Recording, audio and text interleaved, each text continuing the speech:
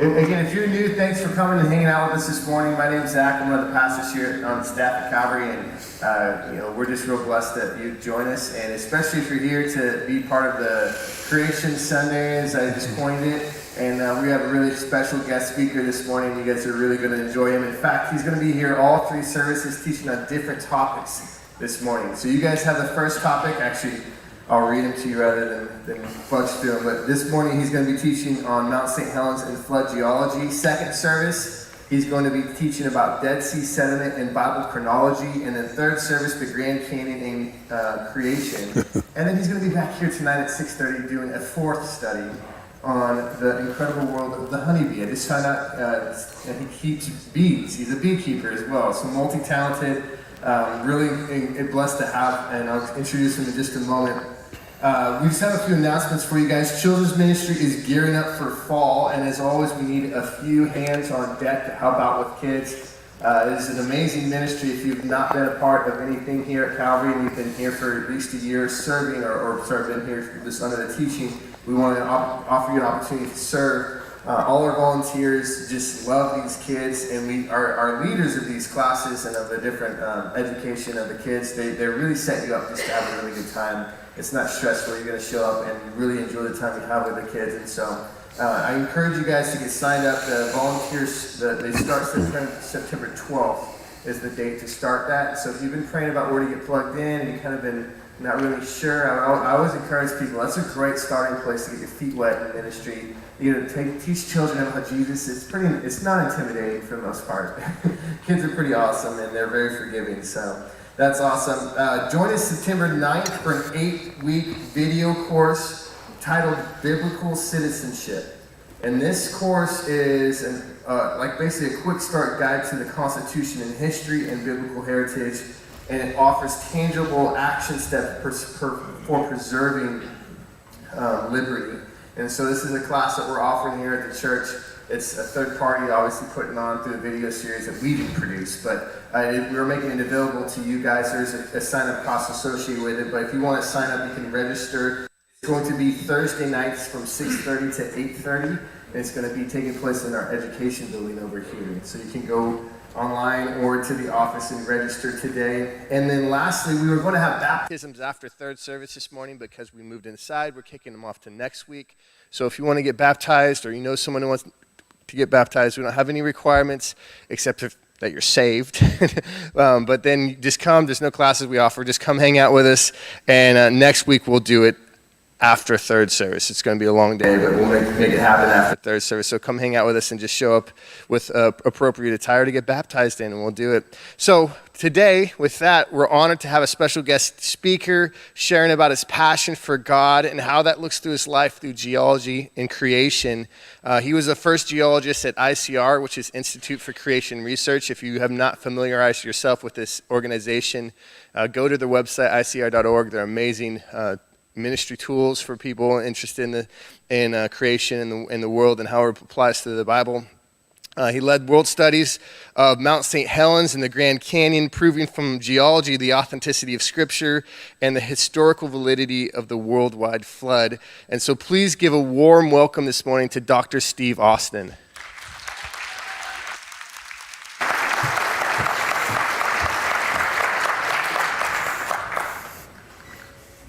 Thank you.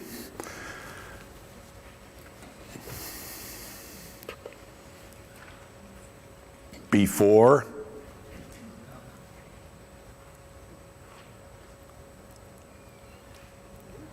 after.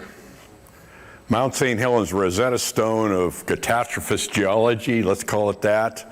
You know about the Rosetta Stone. It's a trilingual inscription dating from 196 BC. It allowed cuneiform, the Egyptian language, and hieroglyphics to be translated, and it's now used in other contexts, the Rosetta Stone idea, the essential clue to the new field of knowledge. And so Mount St. Helens is a Rosetta Stone for understanding catastrophist geology. Before and after.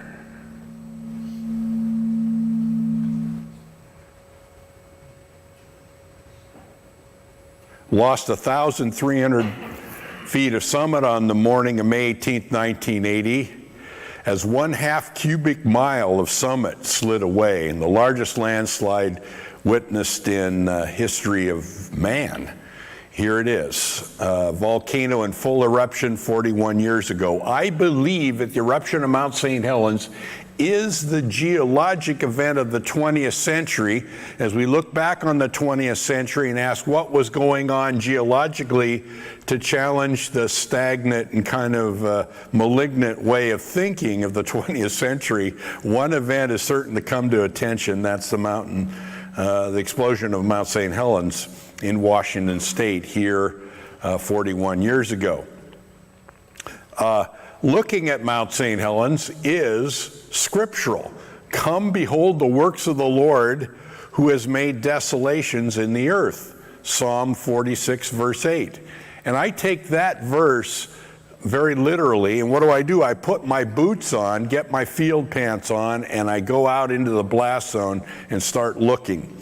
And that's what God wants me as a geologist to do, and all of us to do. Come behold the works of the Lord who has made desolations in the earth. And boy, what a desolation that is. 150 square miles of forest was leveled in 6 to 10 minutes. There it is before the eruption.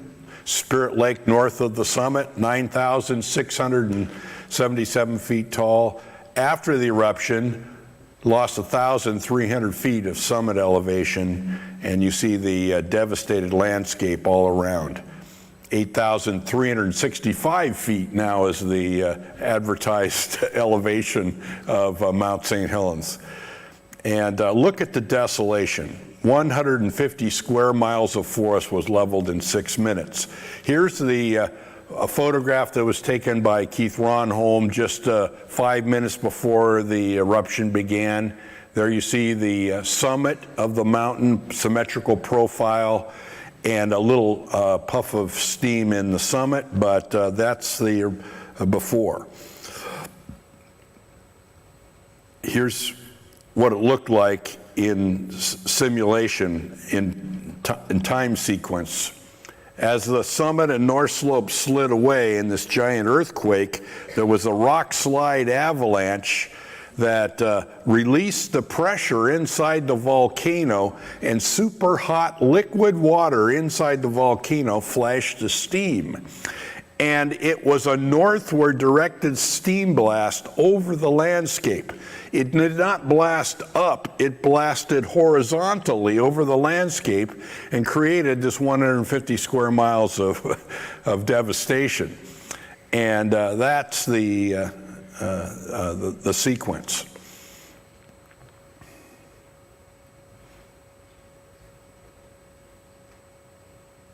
Here's the rotation of the summit as it slid. 3 large landslide blocks gave way. There was a Richter 5.1 earthquake. Then the north slope of the mountain, which was oversteepened and cracked, slid, and behind it, the steam explosion.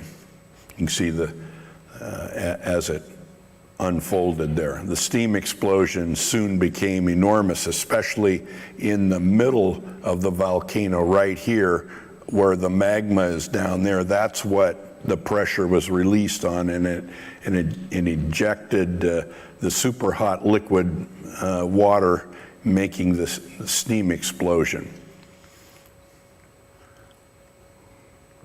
You can see rocks being thrown out ballistically at the 10 miles from the volcano. So these are the size of city blocks, you know, that type of thing.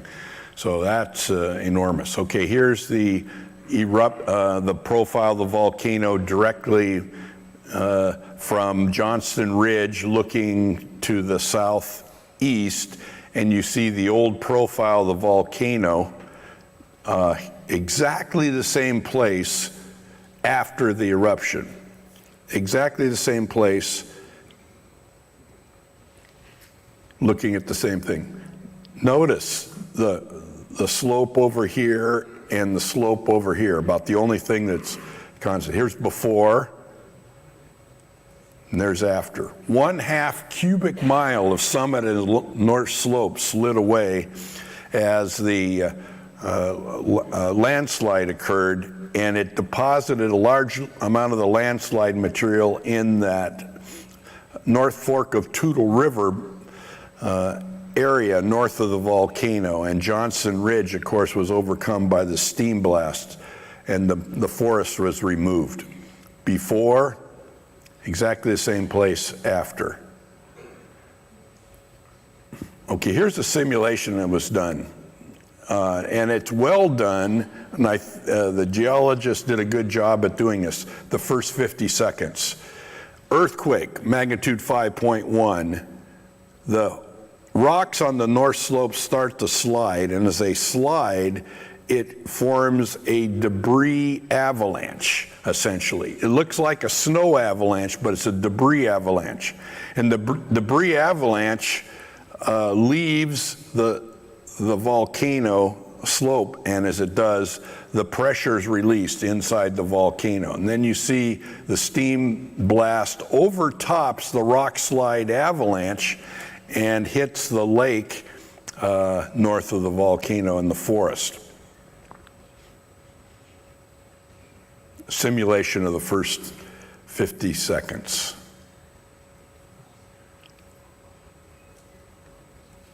Okay, and then the volcano was in full eruption. For 9 hours, it erupted violently. And that's what we remember on the front of newspapers 41 years ago, is a volcano in full eruption. And that day, on May 18th, 1980, the volcano released the energy equivalent of 440 million tons of TNT blast energy, 20,000 tons of blast energy just in the first 50 seconds as that steam explosion occurred. And through the day, about 440 million tons of TNT blast energy. That's equivalent to an atomic bomb a second over the 9 hours. And since there's 22,000 seconds in 9 hours, something like that, it's a huge amount of energy. Atomic bomb a second. That's the power output of the volcano. Yet that's just a small to average volcano from the standpoint of human experience and history. There have been a lot bigger volcanic eruptions. For example, what? Yellowstone. Yellowstone is a giant collapsed volcano, more than 2,000 times the size of Mount St. Helens. Much bigger than Mount St. Helens. Mount St. Helens is small to average from the standpoint of human experience. It's big, but compared to Yellowstone, it's small. And imagine the Yellowstone explosion that occurred and collapsed and formed that circular depression. Mud flows on 6 major rivers downstream from Mount St. Helens. These mud flows were very fast moving. They moved at freeway speed. On 6 major rivers, bridges were overcome, farmlands and houses were buried by the mud flow. There was more dollar damage from the mud flows at Mount St. Helens than from the steam blast. The actual downstream people 50 miles away from the volcano were threatened by mud, of all things. Okay, let's talk about stratification formed rapidly at Mount St. Helens. As you study Mount St. Helens, you see the effect of the accumulation of this debris around the volcano, especially at the pumice plain area at the south corner of Spirit Lake, directly north of the summit. Looking off to the west, you can see down the North Fork of the Toutle River Valley, you can see this enormous pumice plain. That's 23 square mile area. That's Earth's newest landscape. It was sky before the eruption. Now it's growing forest again. It's a 23 square mile area. And that pumice plain area and all that debris avalanche material is very interesting to me as a geologist, because you go out there and study it. Everything there is since May 18, 1980, because that whole new surface is up to 600 feet of materials accumulated over that 23 square mile area. There were pyroclastic flows that came out of Mount St. Helens, especially the afternoon of May 18. These pyroclastic flows came down over the landscape, and they created this kind of frosting on the debris avalanche deposit, and you can see as the pyroclastic flows solidified and became stationary, they deposited these very interesting deposits. Inside that cloud, it's about 900 degrees centigrade, and it's a glowing avalanche of particles that are moving at twice freeway speed down the slope of the volcano.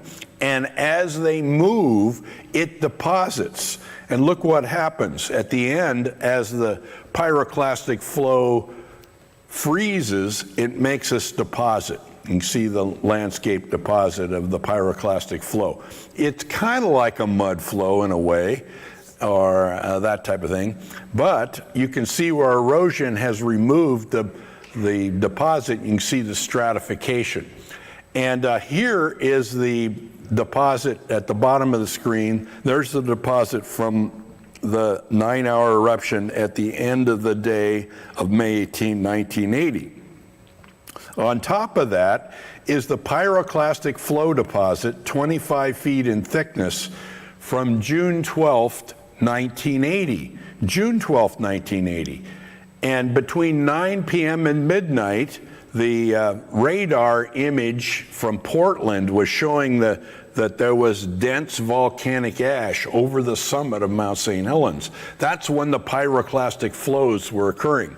During that 3-hour period, late in the evening on June 12, 1980, that accumulated from pyroclastic flow. And then on top of that is the March 19, 1982 mud flow deposit. Each layer at Mount St. Helens has a date. Isn't that interesting? And because we have photographs and all kinds of in-between photographs, and that makes this the most well-documented volcanic experience in history. Okay, because of that, we know about the formation of these layers. Take a look at that June 12, 1980 pyroclastic flow deposit. It's magnificently laminated. Do you see that? See how layered it is? It has this layering to it. Even get close, you can see the individual layers and even lamination that formed, of all things, in a hurricane of volcanic ash and steam, a slurry launched by the volcano. I had thought that particles launched by an explosion would form a homogeneous layer, you know, a massive deposit. Instead, the grains were segregated into layers, very thin layers or lamination, of all things in a hurricane. Can you believe that? The thin lamination of particles? I had thought that particles separate slowly, like along the bank of a river, like the Columbia River, when you know the water comes down the channel and it makes layers. I thought between summer and winter, between wet years and dry years, that type of thing. You have the idea that many of us geologists were accustomed to thinking about layers forming slowly. But at Mount St. Helens, layers formed rapidly, very rapidly, incredibly rapidly, and it was a real eye-opener because we had been thinking differently about it. Take a look at the sandstone layering in the bottom of Grand Canyon, the Tapete sandstone in the bottom of Grand Canyon. I'll talk about it third hour today. I'll talk a little bit more about Grand Canyon, but in the Grand Canyon you can see sandstone layers, And they have many of the same layering effects that we see at the pyroclastic flow deposits at Mount St. Helens. And so I had been accustomed to thinking in terms of millions of years for the slow formation of the sandstone layers in Grand Canyon, yet the many of the individual features that we see in the sandstone layers are seen at the layering at Mount St. Helens. And so Mount St. Helens is a miniature laboratory for the study of the rapid formation of layers. And what do we see in Grand Canyon? We see a whole bunch of layers. And so I'd like to take you third hour today, and we'll look at Grand Canyon a little bit more specifically, and we'll look at the layers and see how that relates. But Mount St. Helens helps you understand layering. That's what I want to point out. Now, not only layers at Mount St. Helens, but erosion features. Now, there was, after the summer of 1980 especially, there were some mud flow events that at the north slope of the volcano gouged out ancient lava flow layer, an ancient volcanic ash bed. All that was gouged out after the summer of 1980. And you see a small stream flowing through that 100-foot deep canyon. You know, the small stream, you might imagine, formed that canyon. There's that canyon, there's the ancient lava flow, the ancient volcanic landslide and mud flow deposit, ancient volcanic ash layer. All that was gouged out after the summer of 1980. That's a new canyon there. In places 600 feet deep, new canyons were formed. Okay, March 19th, 1982 was when there was a snowpack in the summit of the volcano, right here inside the crater of the volcano. There was a summit eruption, and that melted the snow in the crater and displaced a lake that was behind the lava dome in Mount St. Helens, and that lake broke loose, and it made a river of mud that came out of the volcano. And for 2 or 3 days, it was a very energetic mud flow event. That mud flow, about 2/3 of it went down to the west into the North Fork of the Toutle River. About 1/4 of it or so went into Spirit Lake, and but that cut the new canyon systems. Now the overspilling of the mud down the terrain of the 23 square mile landslide debris made this amazing terrain right here. And it's very interesting. The main mud flow came out of the crater down the north slope of the volcano. Most of the mud came through this area right where I'm showing you, came down through here and then breached that mud dam. That debris dam. The debris dam was breached by the overtopping mud. The spillover effect cut back up into the terrain, and we had a whole new series of canyons form. 5 canyons come together in one place from the spilling of the mud, and all of that formed after the summer of 1980. March 19th, 1982 is the main mud flow event. And as we looked at this area, we thought, hey, there's a miniature Grand Canyon there, 1/4 scale. You can see the gully-headed side canyons, the cup-shaped side canyons. The breach did not occur straight through. The path of the channel does a snaky path. Notice the highland terrain north and south. The breach occurs around that snaky path.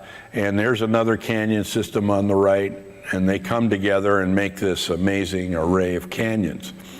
Closer look at it, and you can see a small stream down in the canyon. You can see the upland territory. And as we looked at that, we thought, Grand Canyon, a miniature Grand Canyon. We called it the Little Grand Canyon, North Fork of the Toutle River.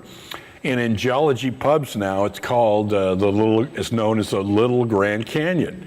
And people go out there. In the monument, they talk about it, Little Grand Canyon. The right canyon here has a small stream running through it. Do you think that that small stream eroded that big wide canyon one sand grain at a time over an immense period of time? It may appear that way, and everything in your experience allows you to extrapolate thousands and thousands of years of erosion, but that did the way it did. It didn't happen that way at all. It happened by catastrophic process. There's a man right there at the top of that cliff for scale. There it is, and there's the small stream, 140-foot cliff there. All of that was eroded out rapidly, rapid erosion. And that caused me to think about Grand Canyon. Who has not heard the explanation, the Colorado River eroded Grand Canyon over millions of years? You've heard it, right? And it's National Geographic specials. You hear it in almost all of us in the baby boomer generation learned about it in grammar school. Okay, they talked about Colorado River made the Grand Canyon. And you see the upland area, eastern Grand Canyon, called the Kaibab Upwarp. It looks like a lake was on the eastern side, northeast of the Kaibab Upwarp, and it looks like that lake drained or breached through the upland terrain and eroded a spillway across that area. And there's a lowland basin there. It looks like it filled and then it spilled. And the filling and spilling of these basins looks like the way the Grand Canyon is formed. You know, there are 20 PhD geologists in the world today that are talking the way I'm talking about Grand Canyon. Lots of people I know that they like talking this way. Grand Canyon is recognized generally to not be carved by the Colorado River over tens of millions of years. There's geologic evidence against that. How was Grand Canyon cut? By spilling lakes, perhaps. Are spilling lakes all it takes to make Grand Canyon? That's the alternate to the ancestral river over millions of years. So I took an aerial flight down the spillway at Mount St. Helens. There's the North Fork of the Toutle River, 140 feet of topography cut by the mud flow on March 19, 1982, that whole terrain there. And then I looked down the spillway in eastern Grand Canyon. Take a look. It looks like 1/40th scale, 1/25th, right in that range, the spillway. And so spillway erosion, Grand Canyon and Mount St. Helens, they compare. So Mount St. Helens provides a laboratory for the study of catastrophic erosion of canyons and the landscape. Mount St. Helens is really cool, isn't it? Okay, logs and log deposits of Spirit Lake. I was sitting down next to the lake one day eating my lunch when what came in, but I noticed some floating debris. And this is on the south shore of the lake, and the wind blew these sticks over, and you see these floating sticks, and they floated upright with the other log debris along the edge of the lake, and I saw these sticks. And I started thinking about the four sticks, the way they floated. I was eating my lunch, contemplating the forces of volcanic power, and thinking about this, and I said, well, how about the logs? Could the logs also float upright like sticks do in the lake and then get grounded in the shallow water area? And so Mount St. Helens and Spirit Lake are impacting my imagination about floating sticks. And I thought about the floating sticks. How about the logs in Spirit Lake? That landslide at Mount St. Helens created a giant water wave up to 860 feet high on the north shore of the lake basin. That giant water wave stripped off the forest, and 1 million logs were floating in Spirit Lake the new Spirit Lake after the landslide on the afternoon of May 18th. 1 million logs floating there. And could the logs also go into upright position, I thought to myself. You know, prone floating logs on the surface of the lake. Now imagine, oh, the sticks float upright, so the logs, one end could become water soaked and sink, but the other part, the other end of the log would be floatable and would float in upright position, I thought to myself. And then what could happen? The whole log could become heavier in water but sink, but still the upper end would tend to float, so it could be an upright deposited log.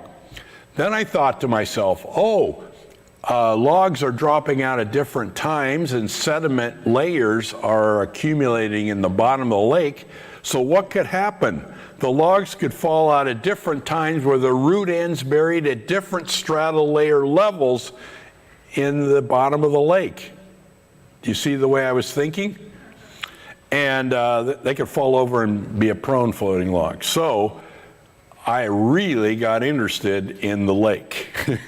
There's Spirit Lake north of the volcano and the 1 million logs floating there. And so I had to study this. And there you see some upright logs. At the edge of the lake in one area, wind had blown the logs over there, and some upright logs had been deposited. Man-made lowering of the level of the lake has slightly inclined the logs, but those were vertical logs when I first photographed those in 1982 and 1983. And then that whole thing was interesting. So I did a proposal. I said to the Department of Interior, we need to study the logs of Spirit Lake. And I was able to get a boat into Spirit Lake, and in the boat I have automobile batteries to power the sonar recorder. And there's a sonar recorder there. There's the automobile batteries. Here's the towfish. You lower the towfish over the bottom of over the side of the boat, and it reads the profile of the bottom of the lake. And here's the paper record coming off the machine, the side scan sonar machine, and you can see the profile of the bottom of the lake looking out diagonally about 50 yards over the bottom of the lake. Here's the sonar towfish position at the bottom. Okay, looks like 20 or 30 feet above the bottom of the lake. And there's the first reflection from the bottom of the lake below the towfish. And then looking out diagonally, about 50 yards over the side of the track of the boat. And what do you see? You see upright reflectors standing off the bottom of the lake. See those upright reflectors? Here's an enormous reflector, and there's a sonar shadow behind it. It almost looks like what? Logs had been planted on the bottom of the lake in standing position. Do you see that? Look at that reflector. There's the bottom of the lake, and there's the sonar shadow 50 yards long being cast over the bottom of the lake. Another inclined sonar reflector, looks like it has root mass even at the bottom, and then it laying out furniture. Look at this enormous log right here, base of a tree. Looks like out flaring root mass, and there's the sonar reflection from the upper part of the log. So we're very interested in what the sonar was suggesting. When we did the sonar survey in 1984 and 85, when we started studying, we estimate something like 10,000 logs minimum were standing upright on the bottom of the lake. What would Spirit Lake look like if you drained it? It would look like a forest of trees which had what? Been replanted. They did not grow there. They've been replanted on the bottom of the lake because that whole lake has been radically altered by the volcanic eruption. So you guessed it, I'm a NAUI certified science diver, and I had to go diving in Spirit Lake. And boy, I could always find very experienced divers to help me go diving at Spirit Lake. Nobody had any problem going into that dive environment, the experienced divers. And so celebrity divers going with me out to Mount St. Helens, and we're out there studying the logs. What nice thing to do, be decked out in your dive gear with the volcano in the background for added realism. And there it is, upright log. There I am, there's my diving buddy. There's a steaming lava dome in the background for realism. We were even there during an eruption. And I said, oh, a phreatic eruption. Oh, that's cool. And then I thought to myself, hey, if anybody's going to survive a volcanic eruption, it's me breathing compressed air in the bottom of a lake, you know. And sure, it's a good way to watch volcanic eruptions. Okay, under the log mat, looking up, you can see the logs there. Those very beautiful, mostly Douglas fir logs now. They're floating, and those Doug fir logs, some of them 6 feet in diameter. Huge logs. And amongst those logs, as you look up from underneath, you can see the upright floaters in the log mat. From above, looking down on the log mat on the lake, you can't see the upright logs very easily, but from underneath the log mat with the scuba, you can see and study those upright floaters. On the bottom of the lake, right where the sonar suggested they would be, we found upright deposited logs. Here's a base of a trunk of a tree. There's another trunk of a tree over there. Here's a trunk of a tree that's recently landed. It could be easily tipped and swayed. The other logs had been solidly embedded in the bottom of the lake. That proves that the logs fall at different times with the root ends buried at different strata layer levels in the bottom of the lake. Arguing what? That this is not a forest that grew there. That's a forest that's been replanted. And usually at the base of the trunk of a tree, as you're down there in the bottom of the lake, you can see where they've been ripped loose 4 or 5 feet from the base of the log. The roots sometimes penetrate out that far. And yeah, there's the root end of an upright log planted on the lake. Now there's a sign at Yellowstone, or was a sign at Yellowstone National Park, describing the petrified forest, the fossil forests in northeastern Yellowstone at Specimen Ridge.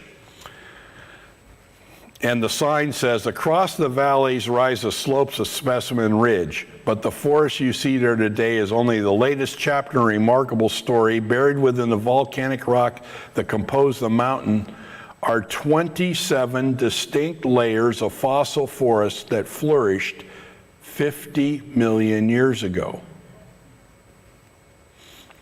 And then you look at the right side of the sign, it says many stumps still stand upright in the same sites where they grew millions of years ago. And so the interpretation of the Yellowstone fossil forest as 27 distinct levels of individual forests requires millions of years. So I went to the ranger at Yellowstone, and I said, "Tell me about the sign. What's happening?" And she says, "Wow, that sign has become very controversial. I can't find 2 geologists that agree on this sign."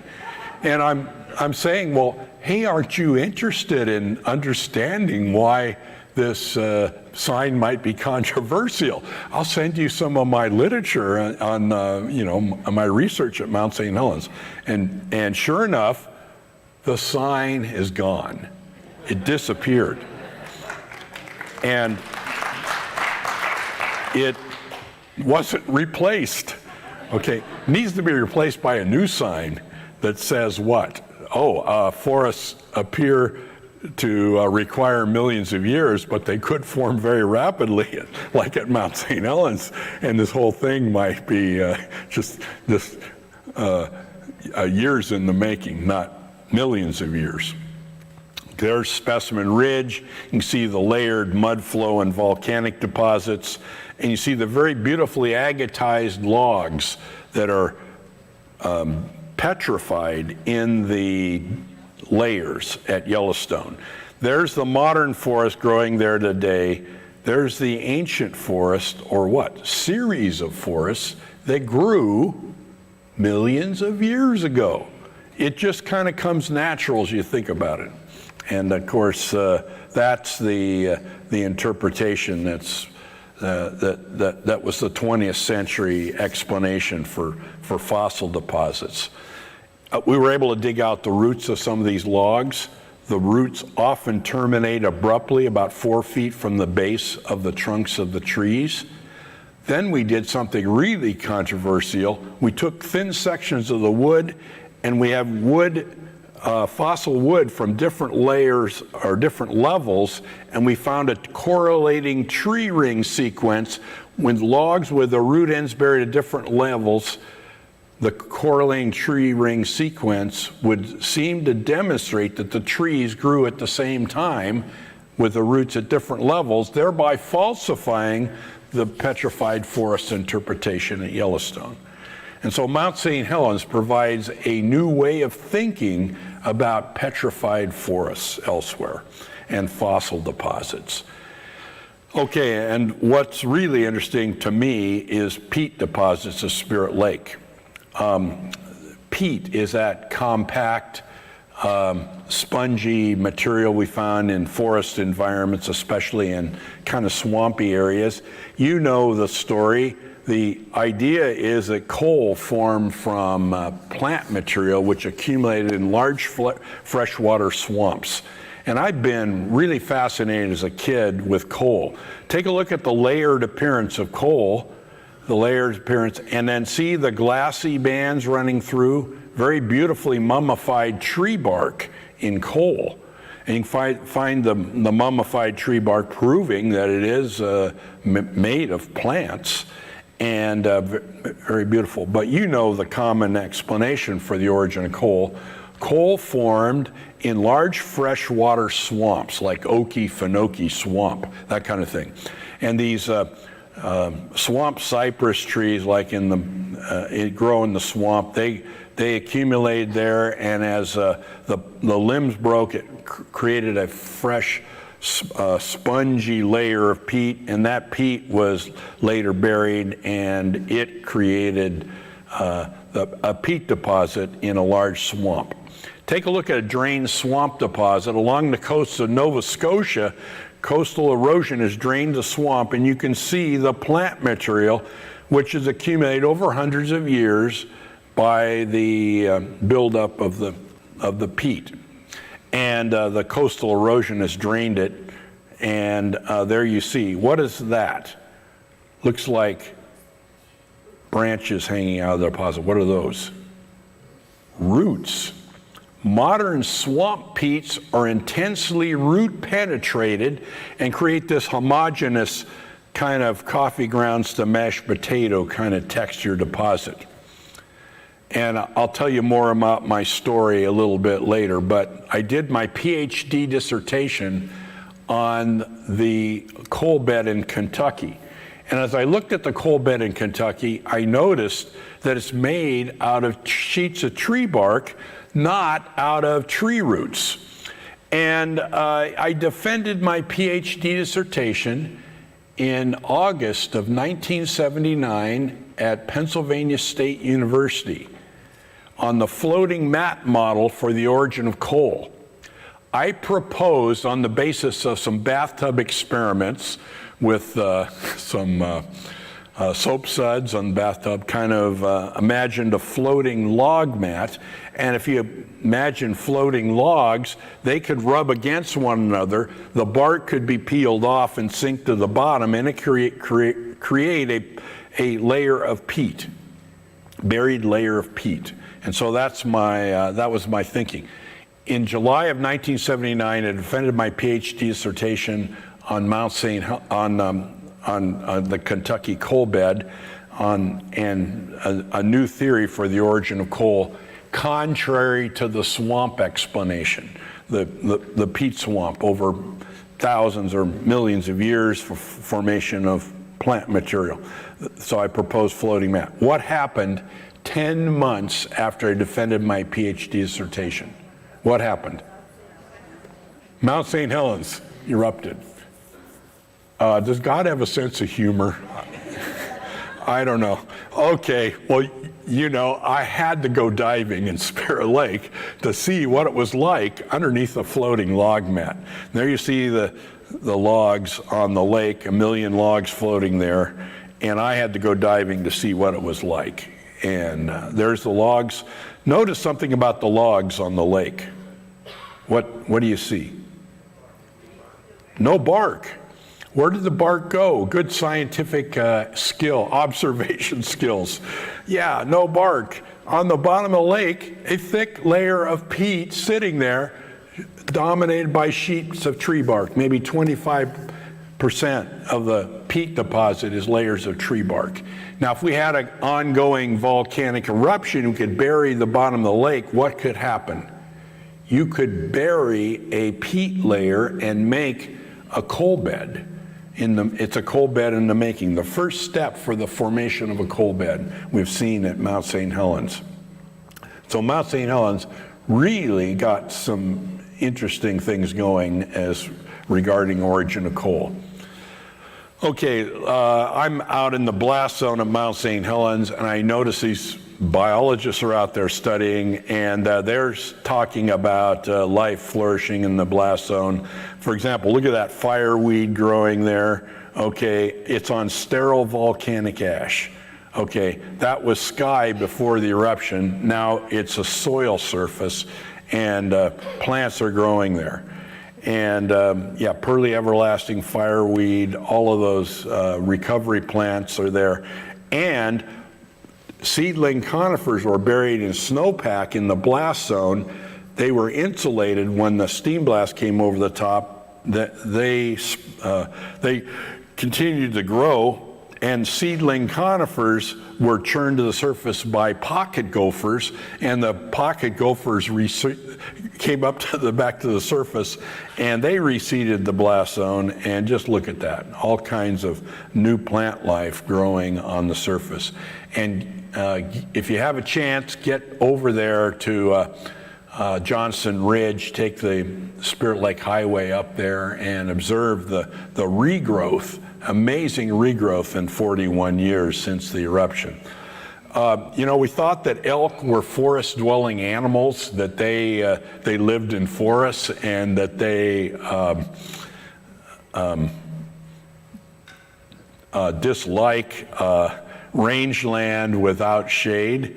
And here they are. We thought because of that thick hide that the elk would overheat in the summer. And but they have a cooling behavior. They lay down in the blast zone, and they cool in the middle of the day. They take a siesta, and then what happens? They have a good time, and they're there, and they're eating the grass on the slope. There've been more elk in the blast zone per square mile than in the forest. And they prefer the blast zone and what's going on in the blast zone. So that's interesting. And it reminds me of what it must have been like after the global flood, when plants and animals are recovering on the landscape and dispersing widely from the arc. You can imagine what that was like. And so Mount St. Helens helps us understand that. So let's have a couple of conclusions. The humanist, the person who believes that he's the master of his own destiny and control of everything around him, the humanist is humbled at Mount St. Helens because there is evidence of volcanic power on a colossal scale. That day on May 18, 1980, 440 million tons of TNT energy was unleashed on the landscape. And yeah, that's just a small to average volcano from standpoint of human experience. We are humbled, but there's power, what? Not under man's control. Okay, and then who is in control? Who's in control of volcanoes? Psalm 104, verse 32. He touches the mountains and they smoke. Psalm 104, verse 32. He looks at the earth and it trembles. He touches the mountains and they smoke. God's little finger, and there's Mount St. Helens. Harry Truman, remember him? He lived at the volcano his whole life, 80 years old. He died on the morning of May 18th. His lodge was buried under the landslide material. He failed to heed the warning. He did not leave. The government talked to him about it. He saw earthquakes. He brushed volcanic ash off his porch. He failed to see the warning, and he kind of stands for the 20th century man, kind of obstinate and not thinking about God. Yet that volcano on May 18, 1980, released the energy equivalent of 400 million tons of TNT blast energy and created this whole new landscape, a miniature laboratory for catastrophe theory. So Mount St. Helens challenges the way we think about the Earth. Things formed rapidly. We've looked at what the volcano formed rapidly. We've looked a little bit about the implications of what that means to the understanding of other geologic features of the Earth, like Grand Canyon, petrified forests, that type of thing. And then we've thought about what it means to you and me personally about ourselves, and ultimately what it means about and tells us about God. I believe that the eruption of Mount St. Helens is the geologic event of the 20th century. And when people look back on the 20th century, and as we're doing now, and think what was going on geologically to challenge the stale and dogmatic way of thinking, evolutionary thinking of our day, the eruption of Mount St. Helens. It's a Rosetta Stone, isn't it, for the understanding of geologic events. Okay, thank you.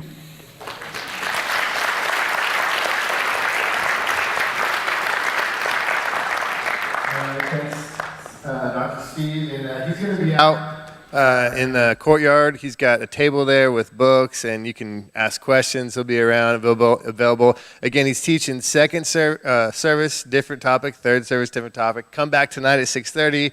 And I just thought this stuff is so helpful and useful for believers, especially concerning Noah's flood and biblical chronology and what we actually have as believers to understand creation and what it means. So let's give a warm welcome. Thanks to Dr. Steve Austin here.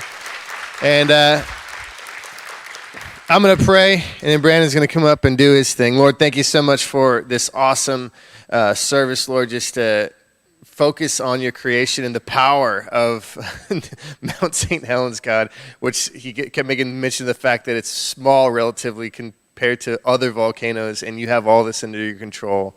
And Lord, you have the hearts of men under your control as well. And so, God, I just pray you'd turn us to yourself, Lord. I know there's not a lot of churches right now that are even open to having speakers like Dr. Steve here come and share these kind of things, Lord. A lot of people are really swept away in the cultural movement towards humanistic perspectives and evolution and whatnot, Lord. But we want to be people who are seeking out truth. Your word says that you are the way, the truth, and the life, Lord, and that no one comes to the Father except through you. And so we just pray we continue to seek those truths, Lord. Thank you for this time this morning. We just pray you be in the rest of our day and the things that we're doing. We ask this in your name.